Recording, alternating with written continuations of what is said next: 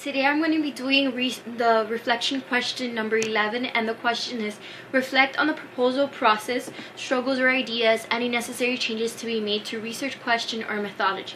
So with the proposal process, I think that this process made me think a lot more on my topic, because originally I had like a view of what I wanted to do, but I didn't know how I was gonna do it. But since these questions made me like question myself, I think that it helped me a lot. Like, for instance, the data information that would have to be collected to answer the research question, I not only just knew, okay, this is what I want to do, but I went into depth. I wanted to analyze, okay, I'm gonna have 3 steps of like investigate 3 tests type of things, and then I had to think, okay, what am I gonna like incorporate in the first test, which is just gonna be 6 images, versus the second test, which is gonna be 12 images. Like, why am I gonna add more images? And that is because I want to see if the difference has to do with time, how much time is given, or something else. So I wanted to increase the time and see, okay, is it true for this increasing of time, to see if it's a constant like result.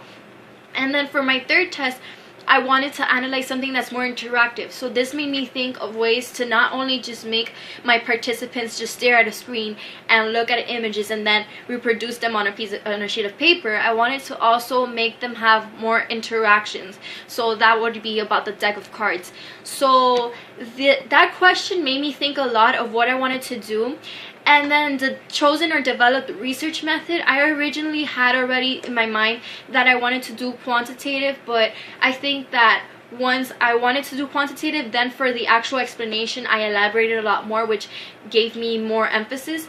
And then for the equipment and resources and stuff, that made me question a lot, because I was like, okay, which room am I going to use? So I think that with the questions that were provided in the proposal it made me question a lot of how I was going to conduct my research, and why I was going to do it, and which way I was going to do it.